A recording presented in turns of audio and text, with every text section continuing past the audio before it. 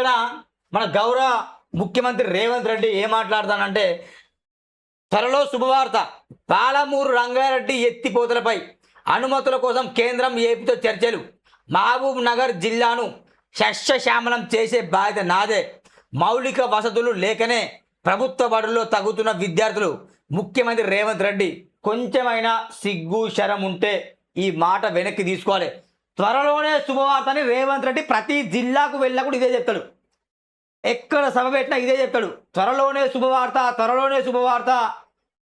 ఏదో ప్రపంచం మారినట్లు, ఏదో తెలంగాణ ప్రపంచంలో నెంబర్ 1 అయినట్టు, మా బతుకులు మారినట్టు, పేదోళ్ళ బతుకులు మారినట్లు ఆయన ఒకటే మాట, త్వరలోనే శుభవార్త.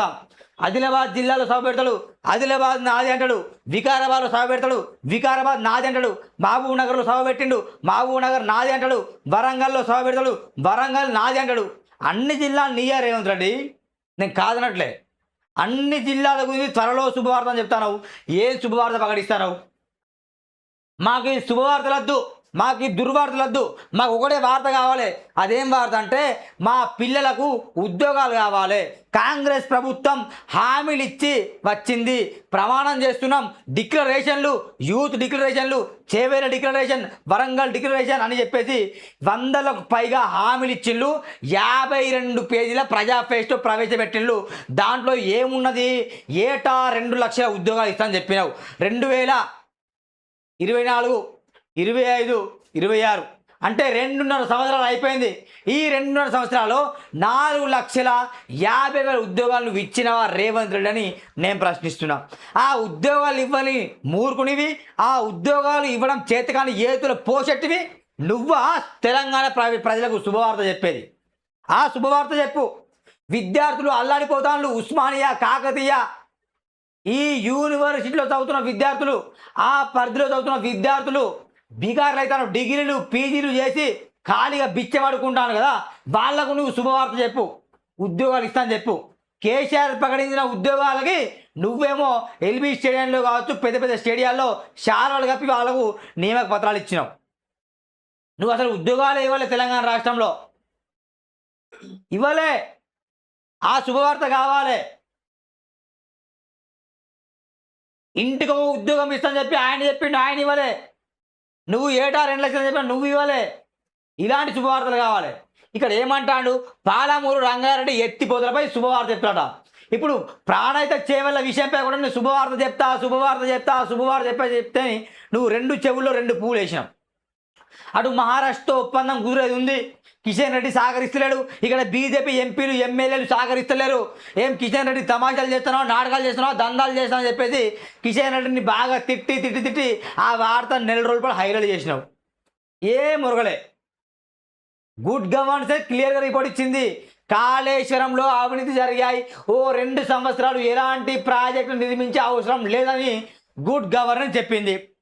దాని తర్వాత నాకు బ్యాడ్ నేమ్ వస్తుంది, నేను ఉమ్మడి ఆదిలాబాద్ జిల్లాకు అన్యాయం చేసిన వ్యక్తి అయితే కాబట్టి అలా కావద్దంటే ఏమైనా హామీలు ఇవ్వాలని చెప్పేసి కాగజ్ నగర్ ఎక్స్ రోడ్ వద్ద ముఖ్యమంత్రి రేవంత్ రెడ్డి కావచ్చు, జూపల్లి కావచ్చు, మన పొంగులెడ్డి కావచ్చు, సీత కావచ్చు, వీళ్ళు పెద్ద పెద్ద మాటలు చెప్పిండ్రు. ఆదిలాబాద్ దత్తత తీసుకుంటాం, ఆదిలాబాద్ మాకు అండగా నిలిచింది, మొదటి సభ ఇక్కడ నుంచి ప్రారంభించినామని ఈ గగ్గోలు మాటలు చెప్పిండ్రు. ఆ ప్రాణచెల్ని గంగలు కలిపిండ్రు. మహారాష్ట్ర ఒప్పందం జరిగిందా లేదా? నాకు ప్రధాని టైం ఇవ్వట్లేదు, నాకు ఫెడరమిస్ట్ టైం ఇవ్వట్లేదు, నేను లేఖలు రాసినా నాకు ఏం జరగట్లే అని నువ్వు చెప్తావు. అటు కిషన్ రెడ్డి మీద కూడా నేను నెప్తావు. కిషన్ రెడ్డి నీకంటే కూడా నేనే విమర్శ చేస్తా. నిజమే, కిషన్ రెడ్డి వైఫల్యం ఉందో లేదో, కానీ ఇలాంటి మాటలు ఎందుకు మరి? ఆలోచన చేయాలి మిత్రులారా.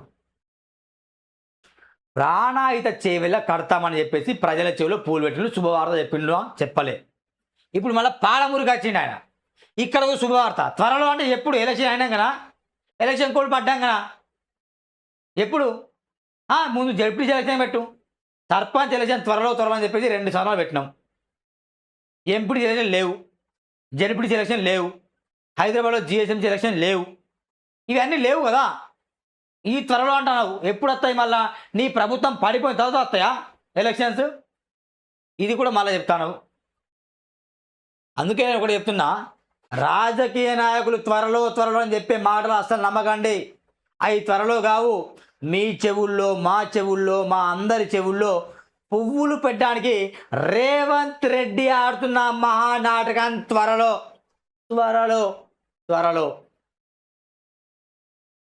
ఇంకా నేను చదవాలి ఏం చదవాలి త్వరలో వాసన మరికి సీఎం ఇగో త్వరలోనే ఇక్కడ కూడా మళ్ళా ఇందిరమ్మ ఇల్లు ప్రారంభించిన రేవంత్ కేసీఆర్ హయాంలో రోడ్డు వెడల్పు కోసం సామాన్యులు కూల్చివేత ఇప్పుడు మీ హాయంలో కూడా సామాన్య ఇల్లు కూల్చేతలేదా హైడ్రా పెట్టి కేసీఆర్ హయాంలో కూలిపోయినాయి మరి మీ హాయంలో ఏమైనా పూలమానాలు ఎత్తాను వాళ్ళకి పేద ప్రజలకి మీరు కూడా కూల కొడతాను ఇప్పుడైనా ఒక అమ్మాయితో మాట్లాడినా వాళ్ళకి ఇందిరమ్మ ఇల్లే లేదు పాపం ఇందిరమ్మ ఇల్లు కాంగ్రెస్ కార్యకర్తలకి 90% వచ్చాయి నోడోడు దాంట్లో కాంగ్రెస్ కార్యకర్తలకే ఇందిరమ్మ ఇల్లు మిగతాలకు టైం సెకండ్ విడతా థర్డ్ విడతా ఫోర్త్ విడతా అని చెప్పుకుంటూ కాలయాపన చేస్తారు వాళ్ళు చిత్తశుద్ధి ఉంటే అందరికీ ఇవ్వండి పేదవాళ్ళు ఎవరు ధనవంతులు ఎవరు ఎవరు అర్హులు ఎవరు అర్హులు కారు అని చెప్పేసి వాళ్ళకి ఇవ్వండి ఇందిరమ్మ ఇల్లు